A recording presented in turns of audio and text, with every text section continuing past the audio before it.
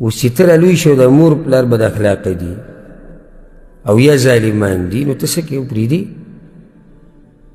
خبره ختمه شوه ځکه چې بد اخلاقه دي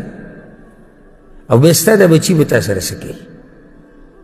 ته خو ماله دا لیکل هم راکړه که نه چې ته به څنګه ته به د بچو سره څنګه او تا سره به څه کوي بیا او دا خو واضحه حدیث دی او قانون دی قانون پیغمبر صلی الله علیه وسلم وی د خپل مور پلار سره ښه کوئ ستاسو بچي به تاسو سره ښه کوي دا قانون دی په دې سینې ولیکه دي چې په دې سینه قانون دوه خبرې پیغمبر کړي دي د مور پلار سره ښه کوئ ستاسو بچي به تاسو سره ښه کوي تاسو صفا اوسئ ستاسو بیبیانې به پاکي دا قانون دی چې سړی په خپله زیناکاري فحاشي غلط کارونه کوي د زنانه هم پاکه نشي پاتې کېدی او چې په خپله صفا وي الله به ستا د کور والا حفاظت کوي